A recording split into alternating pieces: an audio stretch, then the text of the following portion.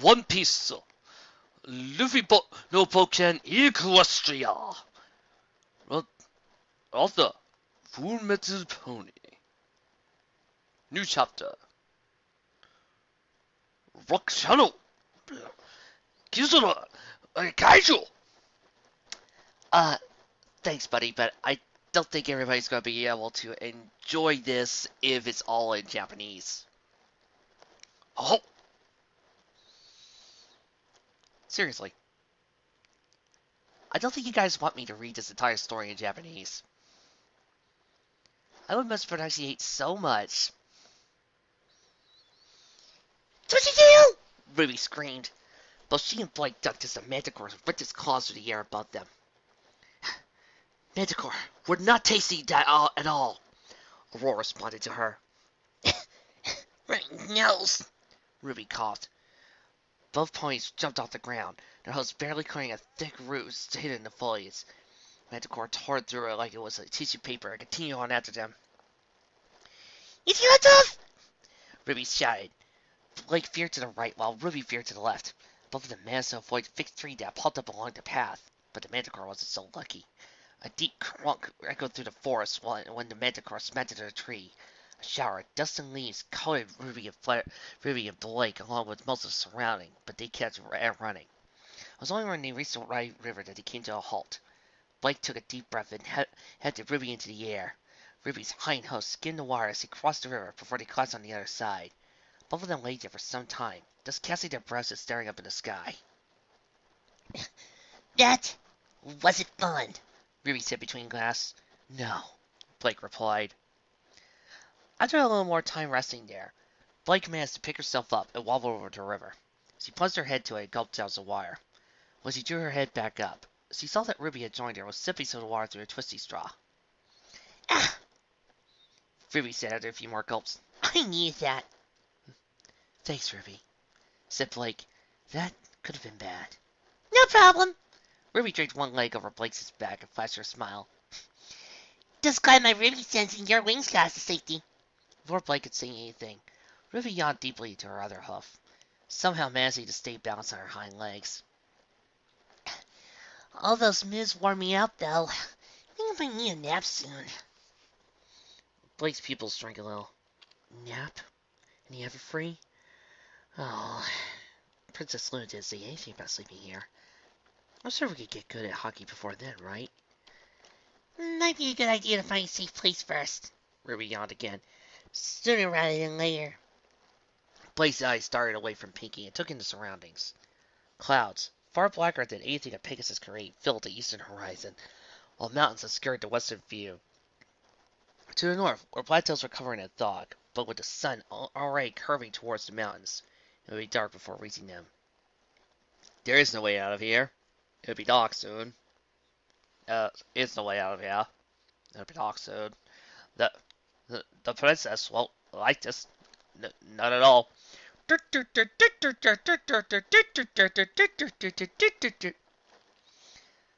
Blake turned to the south. The forest went all the way to the horizon, with only the river's path providing a break in the sea of trees. She locked on to the wind behemoths that speared through the cavity, their massive branches shading large swaths of smaller trees below. A great shadow emerged from one of the titanic trees and flew high into the air. However, for a moment, it spread its wings wide, allowing the sun to glisten off its wings and claws before it launched itself over the mountains. Oh dear, Blake murmured. The pitter-patter of water on rock echoed throughout the cave's mouth, and into Weiss and Yang's ears. The answer is now a gaping maw that swallowed a bolt of sunlight after only a few feet, leaving the cave's inner structure in complete darkness. A thick smell of wet rock and mold assaulted Weiss's nose, while Yang took in a big whiff of the scent. It smells absolutely dreadful, said Weiss. With all the darkness, we're certain upon something and gets mud everywhere. Yang kept staring straight into the cave while her ears shifted back and forth. I hope mud is the only thing we have to worry about. If the princess said this was part of training, I'm betting any advice she gives ain't gonna be free. Thinks she deceives us, Weiss gasped. If it's part of training, yeah, Yang said, tapped her hoof to her chin. I just don't get why we couldn't do some drills or something. Any pony could do that. No offense, Weiss. Okay, question. Why did Yang think that? Why did Applejack think that was some advance? Doesn't it taken? Weiss sighed. Well, I suppose we could at least stock up on water. Might even be some fish in there, too. Weiss's face gained a green. You're not honestly going to eat that, are you? Granny told me about stories about how the old sailors used to eat it. She even kept a few recipes. Yang shifted her back, hissing at the pile of branches she collected on her way to the cave. Everything could be tricky with what you can and can't eat when it comes to plants. Now, enough standing here talking. Let's lie up and head in before something else finds us. Alright. Weiss murmured as he cast a spell. Wait. Time out. Let me get this straight.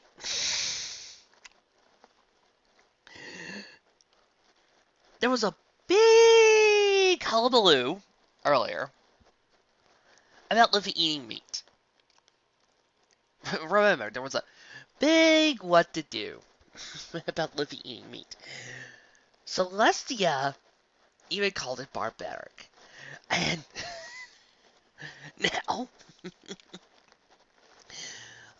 now we find out that the sailors used to eat fish? Do you even pay attention to your own bottles?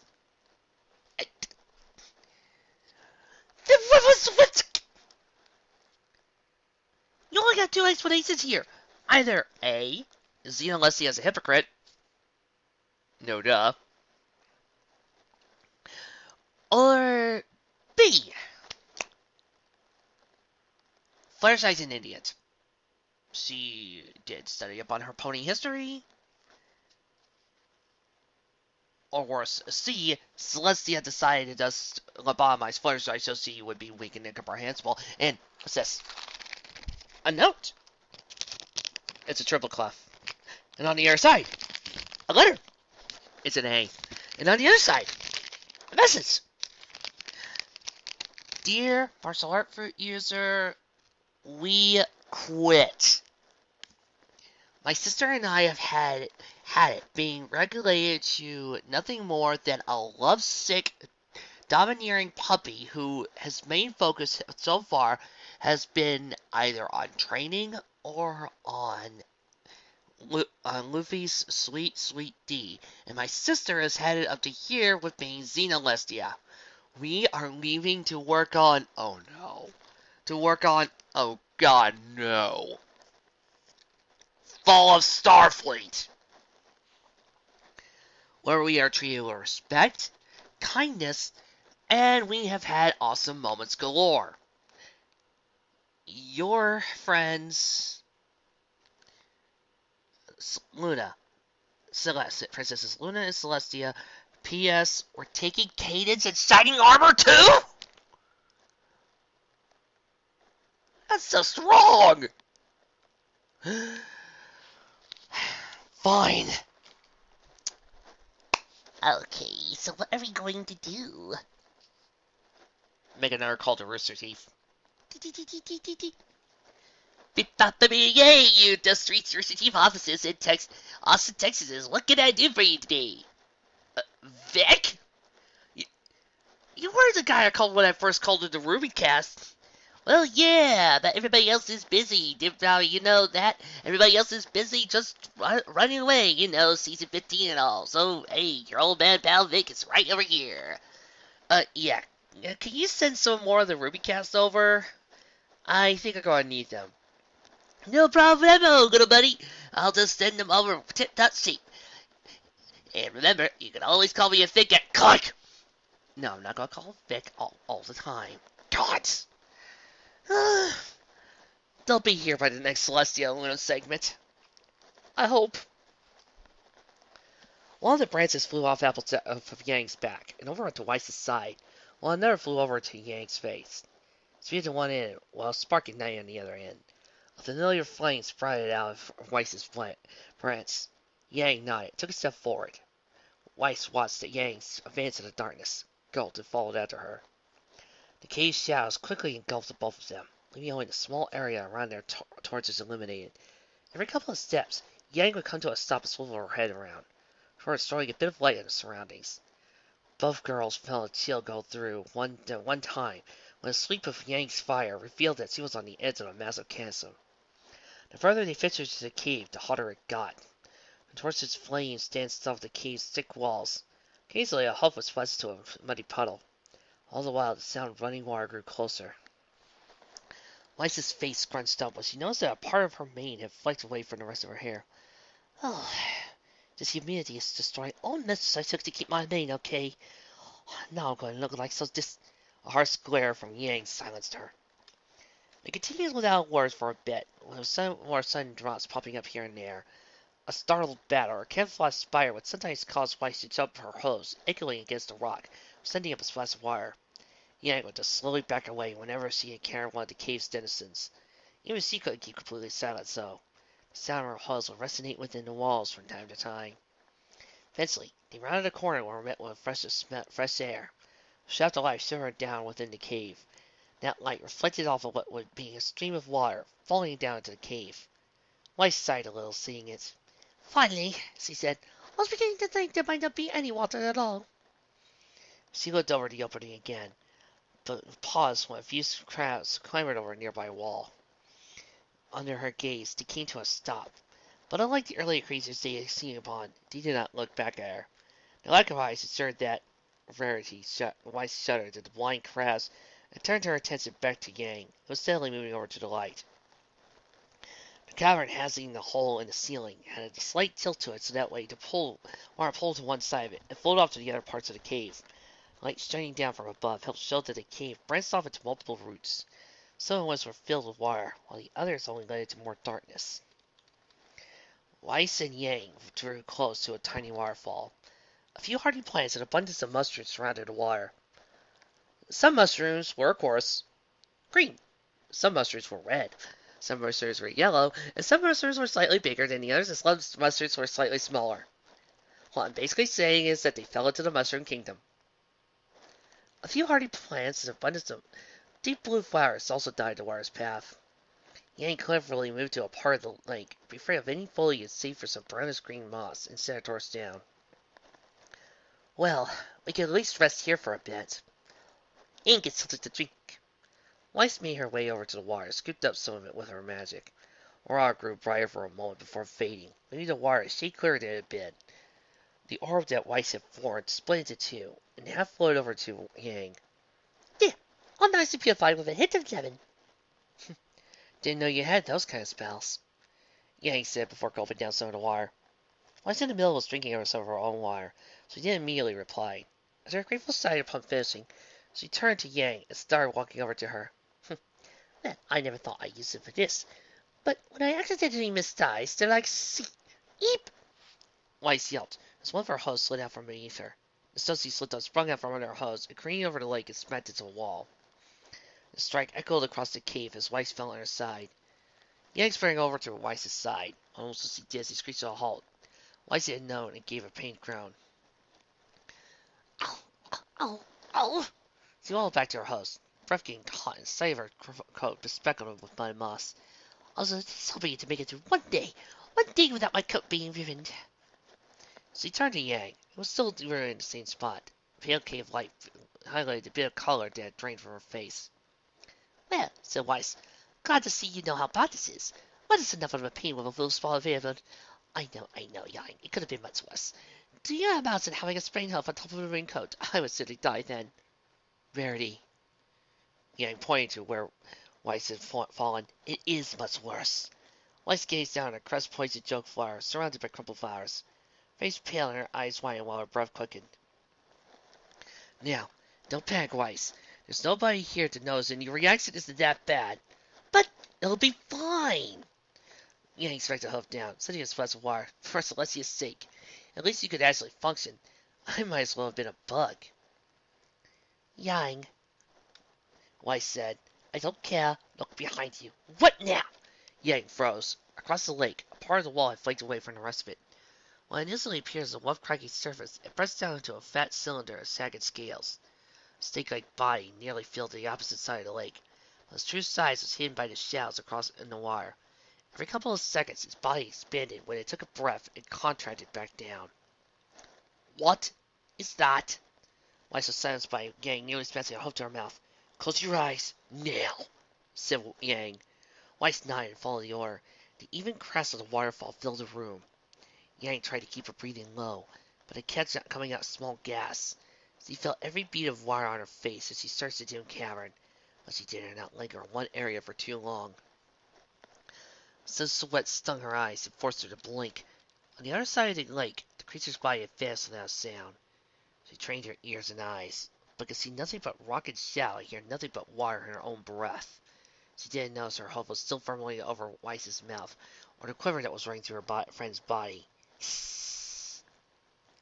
Weiss suddenly flew away from Apple in front of Yang and screamed. A sudden shift in balance sent Yang to the floor, but she instantly jumped back up. As he glimpsed scales rising up into the hole and dented on a darkness-filled cavern, something pressed up against Yang's legs as he stomped on it. There was another hiss, and hot rancid blasted Yang in the face. Instinctively, she spun around, reared up her hind legs. Spark rocketed out of the darkness to her left, revealing Weiss dangling upside down with her horns shooting out blazing pieces of magic. Massive tail was wrapped around one of her legs and holding her high in the air. She screamed again with the tail unclenched as he went to the ground. Yang had already sent her legs up by the time Weiss had released her spell. A few seconds of illumination allowed her to glimpse of massive fangs and clouded golden eyes. At the last moment, she veered her legs up for an gaping maw, struck the monster on the nose. Sharp snap right into the cavern, and Weiss felt something warm drip onto her leg. The creature's body spasmed and slammed to the ground, allowing light to fill the cavern again. Yang jumped over his twitching body and over to Weiss. Just as he reached her, the creature shook its head and licked its fangs from his suffering forked tongue. Yang hoisted Weiss up in a single hoof and pulled her forward. Run! She said. Yang went into a full gallop while Weiss raced to keep up. They sped into the cavern, as many exits, and darkness once more surrounded them. Hisses and screeches of scales against stone echoed behind them. At some point, Yang let go of Weiss, but the two continued to race forward, all the while the creature's sounds rang in their ears. The duo accumulated a series of scrapes and bumps racing through the caves, but the creature's sounds eventually grew fainter. Just as Yang caught a whiff of fresh air, she slammed into Weiss. The two of them went into a tumble, but Yang managed to push Weiss off, and the two tumbled to the ground. What the hell are you doing, Weiss? Yang called out as she put her head, trying to find out where Weiss had landed. I was just getting some air. Weiss paused to gulp down some air. We could worry about that after we're out of these caves. Yang was swiping the air to find Weiss, but feeling nothing gave a hoof. That basilisk could be right on our tails. We'll never even see it down here. Applejack. Yang. Despite gasping for air, Weiss's voice continued more than a whisper. What does a basilisk do to its prey? Nasty creature. Looking in the eyes can do all sorts of things to you. But Yang said as he waved a hoof in front of her, trying to find either Weiss or a wall. Darn, Weiss, where the hell are you? I know we're a bit away from the exit. You can feel the breeze, right? I can feel more than that. Weiss reached out a hoof and gently grasped one of Yang's legs. Basilisk, do you know how long they can affect a pony? Concern it, Weiss. I can tell you all about them when one isn't trying to eat us. We just need to get out of this cave. Yang, well, you've been out ever since you bumped into me. A few tears rolling down her face, Weiss stared straight at Yang's eyes. Both of their pupils and irises had become glassy white. Weiss's murky image reflected off of them as it did bit of the trees that surrounded them. Taking a deep breath, Weiss tightened her hold on Yang. Now I need to tell you to tell me how to fix this. The sky was a deep red with purple overtaking the eastern horizon as Blake lifted Ruby up over the trees. They climbed parallel to the titanic pine trees and spotted from afar. Up close, you could see that the branches alone could have passed for regular-sized trees. Its actual trunk was its own ecosystem within the forest. Animals of all shapes and sizes skittered around its bark and scurried in and out of the hovels that had dug into it. When she had scattered the tree, Blake had taken so long staring at all the animals living on it that she found Ruby asleep by the time she had flown back to the ground. And the idea of Blake carrying a sleeping Ruby is adorable! To her right, one of the giant birds he had spied from earlier returned to its nest atop one of the massive pines, and its talons were the boulders of various shapes and sizes. They all glittered with raw gems and metals. 3 barely feathered heads popped up from the nest and called at the adult bird and its cargo it towed. As soon as the boulders lay down in the nest, the cheeks pecked at it. Let's see a few pieces of it, and let's see hungrily gulp down. A cry from the adult bird caused the chicks to freeze. He watched in silence as the adult brought his simmering beak down to one of the smaller boulders with precise locations. The boulders pointed to rocks about half of Blake's size, which the adult bird then took his mouth and pressed down upon them. The chicks began calling again as the adult shifted over to them, bent his head down to theirs, allowing them to gulp down the slurry that came out of his mouth. Blake watched the feeding sensor as he continued to climb out of the higher branches. A glance down sent a chill through her and tightened her hold on Ruby. Almost there, she huffed. With a few more flights of her wings, he managed to make it onto the branch and gently set Ruby down near its base. The branch alone was wide, and its leaves, even though they were only thin needles, were numerous and rough and clumped together so that falling off would be highly unlikely. Blake glanced beside Pink Ruby and took into view. The fading light, the forest below seemed all the more treacherous. At least before then she had gone to Everfree. Blake had been with everybody else, but now it was just her and Ruby. She could feel her heart speeding up, thinking about all the monsters and other dangers lurking down there, or even in the tree, but took a breath and held it in. Starlight told her about this trick on their way to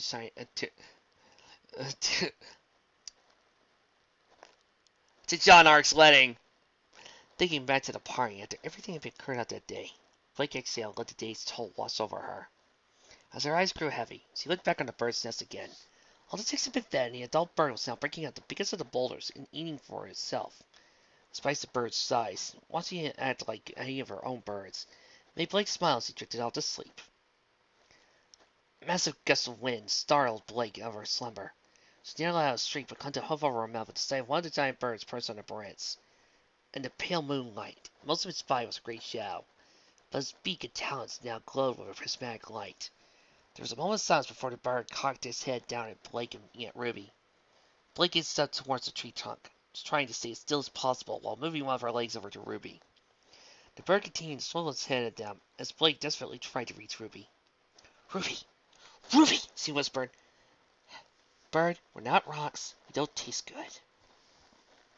The bird brought his forehead down. Blake felt her heart in her mouth as the bird nudged Ruby with his razor-sharp beak. Yeah. Ruby muttered, "Be right in a minute." The bird brought his beak up, and this time gave Ruby a light peck near her neck. Blake couldn't control her breathing anymore, and started to gasp for the air as the bird nudged Ruby again. Stop. Please stop. The bird didn't notice her pleas, and instead brought his beak up again. This time, its strike had the same speed Blake had seen use it on the boulders before time seemed to slow down as Blake's eyes sharpened and gained an adolescent grin. I said stop! Correct! The bird pulled its head out and gave a shriek that rattled the upper branches of the tree.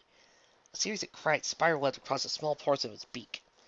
Blake's eyes widened and lost their gleam when he went over the bird, over to Ruby.